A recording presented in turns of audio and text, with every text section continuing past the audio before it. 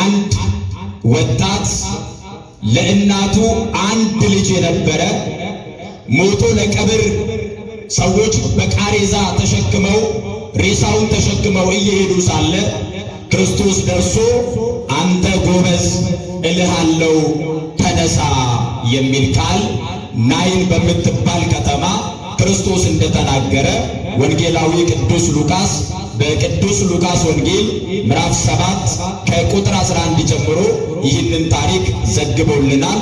የምንሰማውን ቃል መረዳት እንድንችል እግዚአብሔር መንፈስ ቅዱስ ሁላችንንም ይርዳን።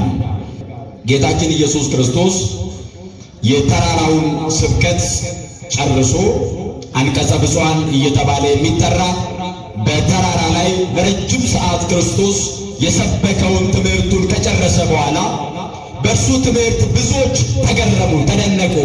እንደ ፈሪሳውያን እንደ መምህራኖቻቸው ሳይሆን እንደ ባለስልጣን ይናገር ስለነበረ ቀድሞ እንዲህ ተብሎ ተጽፏል፣ እኔ ግን እላችኋለሁ እያለ ክርስቶስ በስልጣን ይናገር ይሰብክ ስለነበረ በትምህርቱ እጅግ በጣም ተገርመው ትምህርቱን ፈጽሞ ከተራራ በወረደ ጊዜ ናይን ወደምትባል ከተማ ሲገባ አንዲት ሴት አንድ ልጅ ብቻ ነበራት ይላል። ስንት ልጅ ብቻ?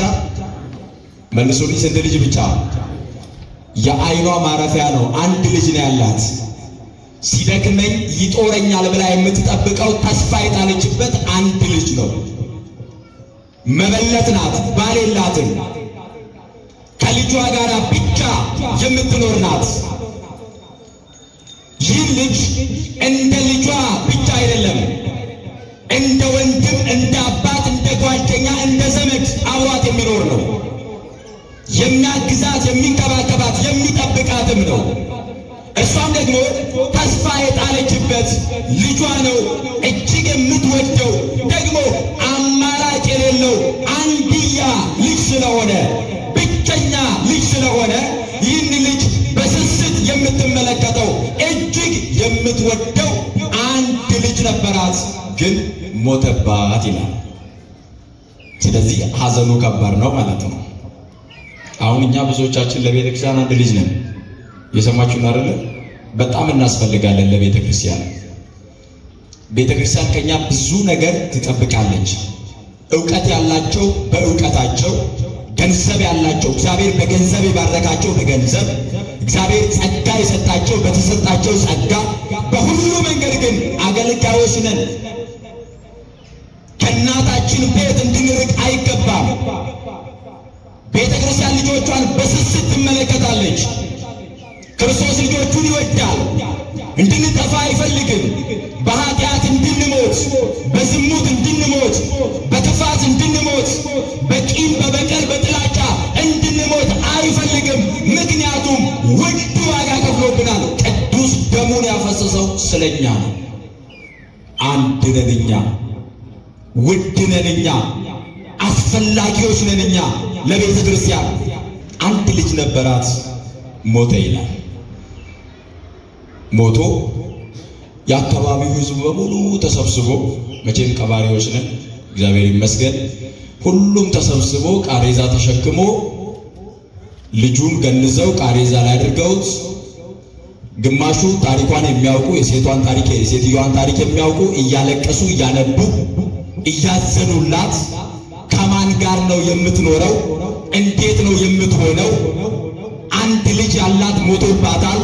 እጅግ አዝናለች። ልቧ ተሰብሯል። ቆስላለች። አንድ ልጇን ነው ያጣችው። ብቸኛ መሆኗ ነው። ከዚህ በኋላ ዋጋ እንደሌላት፣ ከዚህ በኋላ ተስፋ እንደሌላት፣ ከዚህ በኋላ ለመኖር ምክንያት የሚሆናት ጉዳይ እንኳን እንደሌለ ተደርጎ ሁሉም ያጀቧት እሷን እየተመለከቱ እያለቀሱላት፣ እያስለቀሷት ጉዟቸውን ጀመሩ። እየተጓዙ ሰው እስኪ ቀብር ድረስ ወዳጅ ነው፣ ከቀብር በኋላ ግን ይረሳል። ይኸውላችሁ ወጣቶች፣ ራሳቸውን የሚያጠፉ ወጣቶች፣ በትንሽ በትልቁ ተስፋ የሚቆርጡ ወጣቶች፣ በአንድ ጉዳይ ላይ ወዲያው አዝነው ልባቸው ተሰብሮ መኖር የሚሰለቻቸው፣ ሕይወት የሚመራቸው፣ ቶሎ ብለው ተስፋ የሚቆርጡ ወጣቶች ከሞታችሁ በኋላ ሁለት ነገር ነው የምታጡት። አንደኛ መታሰቢያችሁም ይረሳል፣ ማንም አያውቃችሁ። ሁለተኛ የሰማዩን ቤት ነው የምታጡት፣ የእግዚአብሔርን መንግስት፣ የዘላለምን ህይወት። ስለዚህ ተስፋ መቁረጥ የሚባል ነገር በክርስትና ህይወት ውስጥ አይሰራም፣ ዝግ ነው። ምክንያቱም እግዚአብሔርን ተስፋ የሚያደርጉ አያፍሩም ተብሎ ተጽፏል። ማንን ተስፋ የሚያደርጉ? ስሙን ጥሩት። ማንን ተስፋ የሚያደርጉ? እግዚአብሔርን ተስፋ የሚያደርጉ። ስለዚህ ጠብቁት እግዚአብሔርን፣ እመኑት እግዚአብሔርን፣ በትዕግስት ከእግዚአብሔር ጋር ቆዩ። በእግዚአብሔር ቤት በትዕግስት ጠብቁት። እግዚአብሔር ሁሉን ቻይ ነው፣ ሁሉን ማድረግ የሚችል፣ የጎደለውን የሚሞላ፣ የተሰበረውን የሚጠግን፣ የተጣመመውን የሚያቃና፣ ጨለማውን የሚያነጋ። አንዳንድ ጊዜ ከመከራ ብዛት የተነሳ አይነጋም ጨለማ፣ ረጅም ነው ሌሊቱ። በጣም ብዙዎች ታመው በሆስፒታል በየጸበል ስፍራው ሌሊቱ አልነጋ ብሏቸው ቀኑ አልመሽ ብሏቸው ብዙ ዋጋ የሚከፍሉ ሰዎች አሉ። እንደዚያም ሆኖ ግን ማንን መጠበቅ ይሻላል? መልሱልኝ፣ ማንን መጠበቅ ይሻላል? ተምረው ጨርሰው ጥሩ ውጤት ኖሯቸው ግን ስራ በማጣት በወላጆቻቸው ቤት ሆነው ዋጋ እየከፈሉ አንገት የደፉ ተስፋ የቆረጡ ብዙ ሰዎች አሉ። ግን ማንን መጠበቅ ይሻላል? መልሱልኝ፣ ማንን መጠበቅ ይሻላል? ውጤቱ ያማረ ነው። እግዚአብሔርን መጠበቅ ማለት ደግሞ በቤቱ ሆኖ መጠበቅ፣ እያስቀደሱ መጠበቅ፣ እየዘመሩ መጠበቅ፣ ቃሉን እየተማሩ መጠበቅ። ይኸውላችሁ ጭፈራ ቤት ሆኖ መጠበቅና እዚህ ሆኖ መጠበቅ ልዩነት አለው።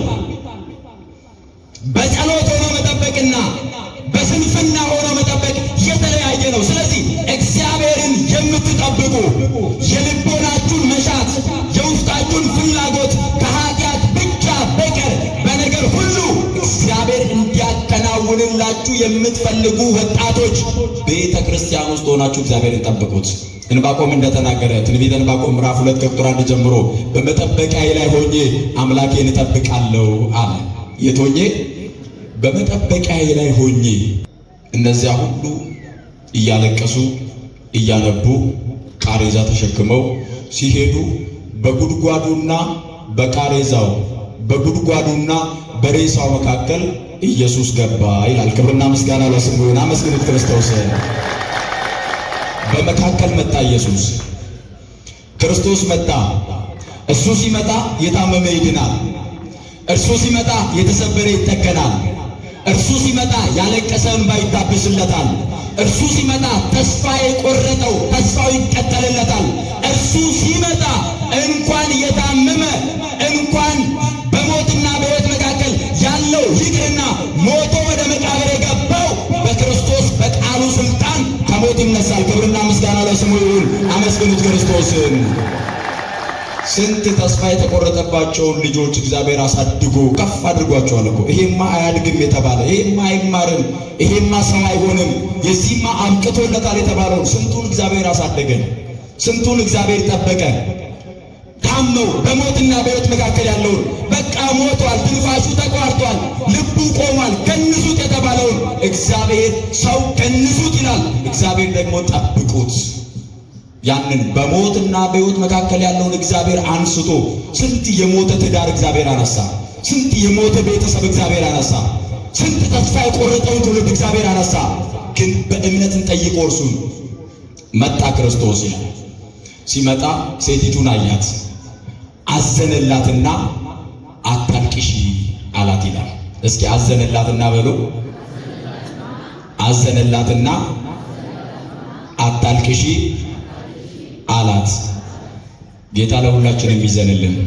አሜን በሉ። ይኸውላችሁ የኢየሩሳሌምን ከተማ አይቶ ለከተማይቱ አዘነ ክርስቶስ። ምክንያቱስ እርሱን ስላላወቀች ያቺ ከተማ ጥፋቷን ተመልክቶ ነው ያዘነው። ለዚህ ሴት ደግሞ ብቸኛ እንደሆነች ያላትን አንድ ልጅ እንደሆነ ክርስቶስ ያውቃልና አይቶ አዘነላት። ከዚያ በኋላ አንድ ጊዜ ቁሙ አላቸው። ስንት ጊዜ ቁሙ? መልሱልኝ። ስንት ጊዜ ቁሙ? ሬሳ የሚያስቆም ቃሬዛ ተሸክመው ሊቀብሩ እየገሰገሱ ያሉትን ሰዎች ለመቅበር እየቸኮሉ ያሉትን አንድ ጊዜ ቁሙ አላቸው። እስኪ እንቁም አንድ ጊዜ ወገኖቼ፣ የምንጣደፍ ሰዎች እስኪ እንቁም። ለሁሉ ነገር የምንቾክል ወጣትነት እሳትነት ነው። ይህንን የእሳትነት ጊዜ ይህንን ሁሉንም ነገር ማድረግ እንደምንችል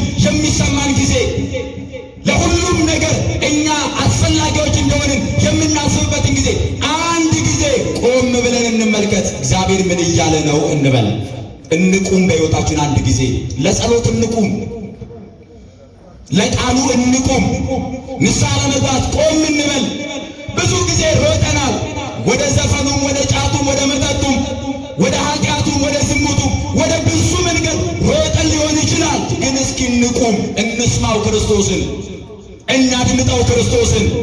ለሕይወታችን የሚጠቅመውን፣ ለነፍሳችን የሚጠቅመውን፣ ለምድራዊ ብቻ አይደለም ከሞት በኋላ ላለው ሕይወት የሚጠቅመውን ክርስቶስን ወጣቶች እስኪ አንድ ጊዜ እንቁምና እንስማው።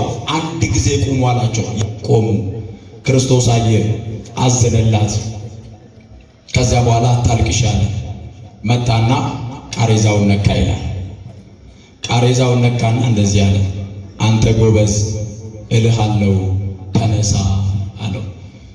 ያም የሞተው ወጣት ወዲያው ከሞት ተነሳና መናገር ጀመረ ይላል። ክብርና ምስጋና ለአምላካችን ለእግዚአብሔር ይሁን።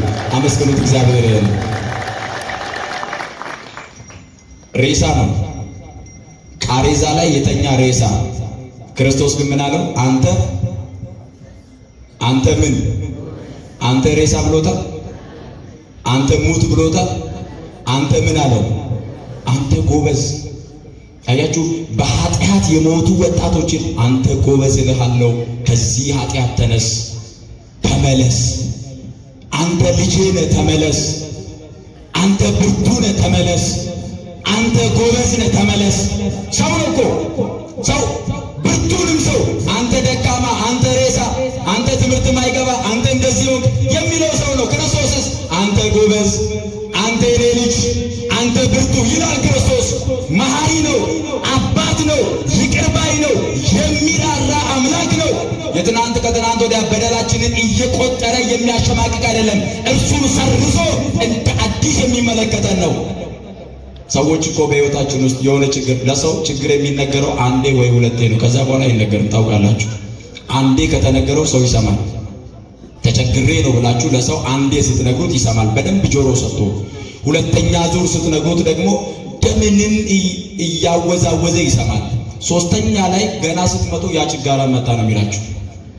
ያ ብሶተኛ መጣ፣ ሁልጊዜ ችግር የሚያወራ፣ ሁልጊዜ ብሶት የሚያወራ፣ ሁልጊዜ ህመም የሚያወራ፣ ሁልጊዜ መከራ የሚያወራ መጣ። ደግሞ እርሱ ነው የሚለው። ክርስቶስስ ልጄ መጣ። ማን መጣ? ደሜን ያፈሰስኩለት ልጄ መጣ። ሁልጊዜ ከኔ ጋር የሚያወራው ልጄ መጣ።